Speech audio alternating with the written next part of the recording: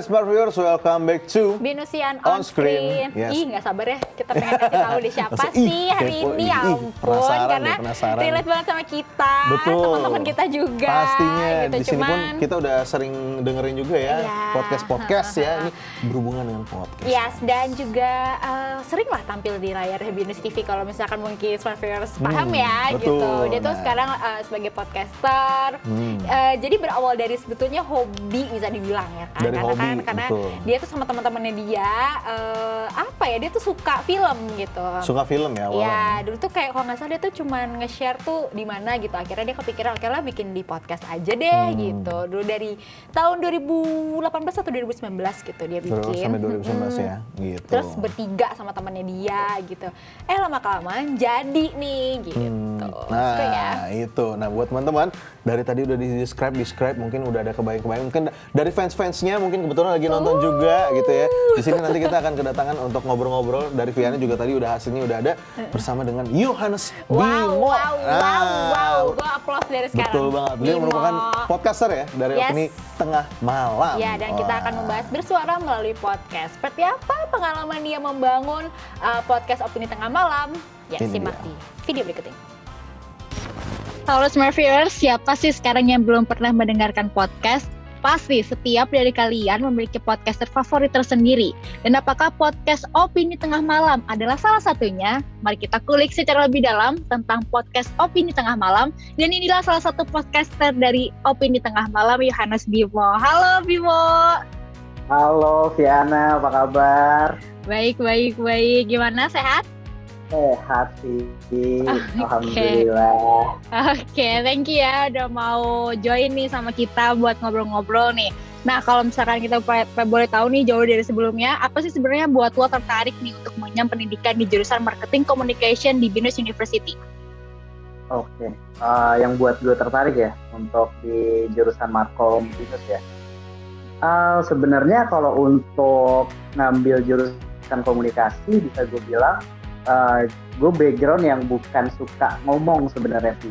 Jujurnya ya, sebenarnya itu gue bukan yang suka ngomong gitu, tapi gue ngambil komunikasi karena gue ngambil komunikasi gitu. Jadi kayak ya udahlah, gue masih bingung nih mau jurusan apa, dan akhirnya gue ngambil komunikasi. Dan kenapa gue milih Binus gitu ya, gue baca juga dari track recordnya juga, deket rumah juga, dan ternyata Binus juga komunikasinya kan bagus nih gitu. Dan ya udah, akhirnya gue ngambil untuk di Markom Binus gitu. Oke, lo bilang tadi kalau misalkan lo nggak begitu suka ngomong, tapi akhirnya lo sekarang punya podcast. Gimana tuh awal karirnya lo membangun channel Opini Tengah Malam? Iya, Vi, kalau dibilang tadi gue bilang nggak suka ngomong karena emang bener-bener gue dari SMP, SMA gitu tuh kalau seandainya drama-drama sekolah tuh gue selalu jadi narator gitu, karena gue nggak suka jadi orang yang dapat center of attention di depan gitu loh. Gue tuh nggak suka dan gue nggak bisa gitu. Tapi ya emang karena gue udah memilih Markom gitu ya, dan ya udah gue mikir ya gue harus nekunin jalan ini gitu yang udah gue ambil, jurusan komunikasi gitu. Dan ya di sini juga diajarin kan gimana lo caranya public speaking dan lain sebagainya gitu. Dan ya udah, gue akhirnya sampai titik di mana gue punya podcast. Ya teman-teman gue juga nggak ada yang nyangka gitu loh, kayak nah lu dari SMA orangnya pendiam aja, tiba-tiba udah punya podcast aja gitu, lu udah nge-host aja gitu sekarang. Dan kalau dibilang awalnya kenapa gue bangun Opini Tengah Malam gitu, sama sih sebenarnya iseng aja sih gitu. Gue suka nonton film, gue suka review film gitu. Awal-awalnya dari story sampai akhirnya ada platform yang gue kenal sekarang yaitu podcast gitu. Kenapa nggak coba aja nih gitu, untuk orang yang kayak gue yang pemalu mungkin depan kamera, kayaknya cukup oke nih untuk gue sharing lewat audio gitu. Kan orang juga nggak tahu nih mukanya kayak gimana ya kan, suara yang ngomong di balik itu juga siapa gitu, hanya suara yang didengerin gitu. Dan podcast jadi salah satu medianya untuk gue yang cukup pemalu mungkin awal-awal ya. Oke, nah terus tantangan apa aja yang akhirnya muncul ketika lo dan teman-teman lo menjalankan Opini Tengah Malam ini? Tantangan banyak sebenarnya sih, tantangan itu dari pertama aja untuk gua, dari pribadi gua yang gue malu nih untuk sharing kalau gue tuh punya sesuatu gitu. Gue malu banget untuk sharing kalau gue punya podcast, gue nge-review film dan orang dengerin itu gue malu sejujurnya.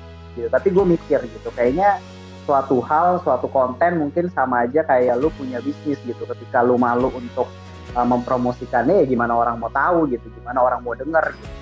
Itu dari tantangan untuk pribadi gue sendiri. Dan tantangan lainnya juga tentunya podcast sendiri itu media lama yang akhirnya baru booming lagi kan di akhir-akhir ini.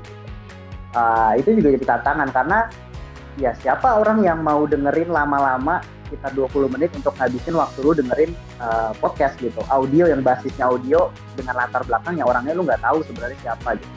Itu juga jadi tantangan gimana caranya lu ngemas konten menjadi menarik gitu. Yang ketiga itu gue tuh podcast tim gitu ya, bisa dibilang gue sama 2 orang teman gue yang kita punya pola pikir yang beda-beda masing-masing gitu. Itu juga jadi tantangan dimana kita harus jadiin satu visi-visi yang sama. Kita harus konsisten ya, itu yang pertama, ngeluangin waktu kita setiap minggunya at least sekali gitu untuk ketemu dan untuk buat podcast yang dimana kita buat secara cuma-cuma gitu. Di tahun 2019 tuh kita buat secara cuma-cuma gitu.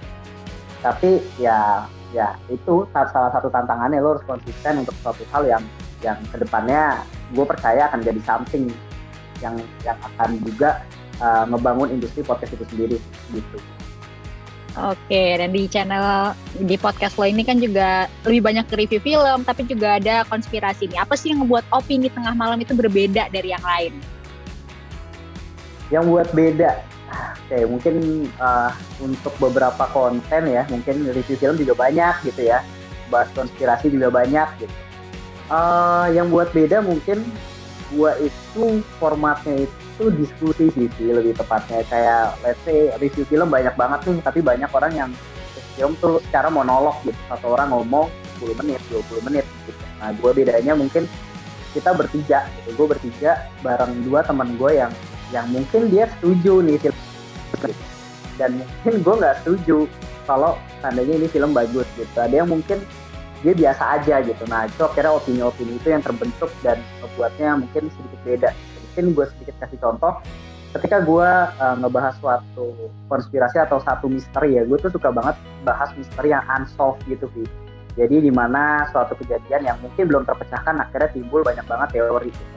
Bukan untuk menggiring opini, tapi lebih kayak ya udah ngasih bahasan diskusi aja. Ada loh ternyata case kayak gini gitu. Nah itu tuh gue ngebuat, nulis itu pasti, skrip itu pasti untuk jadi deadline ketika lu nge-take podcast gitu. Tapi yang bedanya adalah misalnya gue nulis skrip untuk deadline arahannya habis kita ngomongin A terus ke B ke C gitu. Nah gue suruh 2 orang temen gue tuh untuk riset masing-masing gitu. Dan gue juga riset masing-masing. Ketika kita ketemu, kita tuh gak ada ngomongin konten yang akan kita bahas gitu. Gue nggak tahu temen gue riset dari sumber mana, si A juga dapat dari sumber mana tuh gue nggak tahu.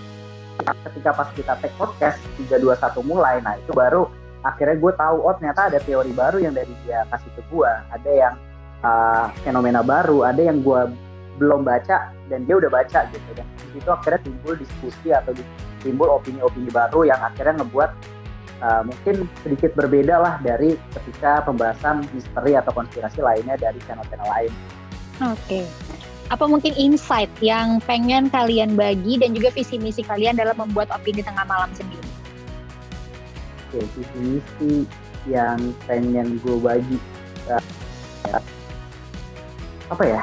Mungkin lebih untuk orang-orang nih yang pengen buat podcast ya, khususnya gitu. Dari pengalaman gue juga ngebangun Opini Tengah Malam itu mungkin bisa mulai dulu aja gitu, mulai dulu start dari hal-hal yang kecil gitu. Let's say lu buat aja dulu satu episode gitu, langsung podcast tuh gratis, murah gitu, dan lu nggak perlu bayar untuk lu bisa tayang di platform besar gitu. Lainnya lu benar-benar cuma tinggal buat konten dengan HP lu yang sekarang lu pegang gitu, dan lu sekarang upload pun gratis gitu.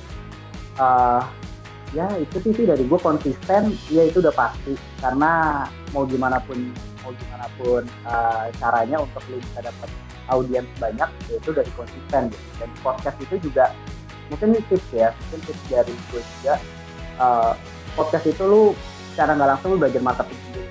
gitu. Dan gue dapet ilmu-ilmunya, insight-insightnya dari background gue kuliah di Markom juga gitu. Karena ketika lo punya podcast, ya lo harus buat sosial medianya sendiri. Karena di platform podcast masih banyak yang lo nggak bisa komen langsung di situ. Ketika dia mau komen suatu konten lo, dia harus direct ke Instagram pribadi lo atau Instagram podcast lo. Nah itu kenapa lo harus buat Instagram podcast lo sendiri gitu. Lo harus ngasih informasi-informasi yang menarik gitu, yang nantinya informasi-informasi itu bisa dapat get more audience dari sosial media lo yang akan didapat juga di platform podcast lo.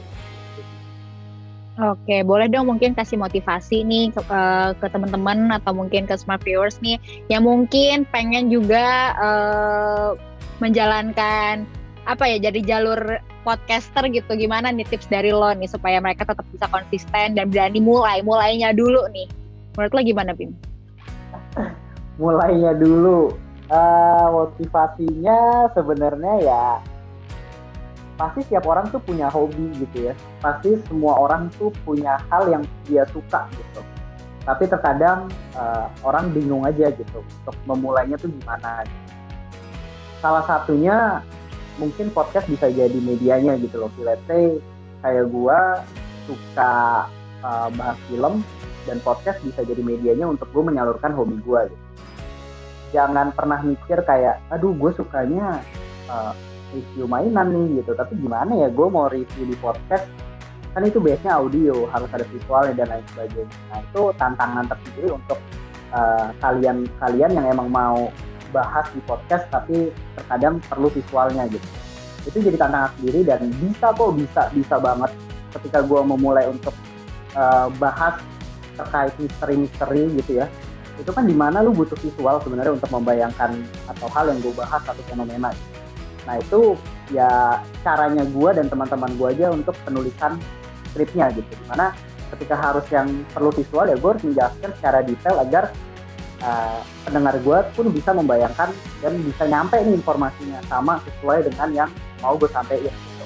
Jadi tantangan itu pasti ada gitu, tapi ya menurut gue jangan biasa aja sih gitu. Pasti bisa banget ketika lo mau review mainan, ketika lo mungkin mau review makanan. Setahu gue ada salah satu YouTuber review makanan khusus ke podcast bisa dan dapat audiensnya banyak, yaitu ternyata bisa loh gitu loh. Makanan yang perlu visual pun bisa diimplementasikan ke podcast gitu. Jadi ya menurut gue cari aja hobi yang kalian suka, yang kalian nyaman, karena ketika kalian nyaman buatnya pun enjoy dan konsisten pun nggak terasa terbebani sih.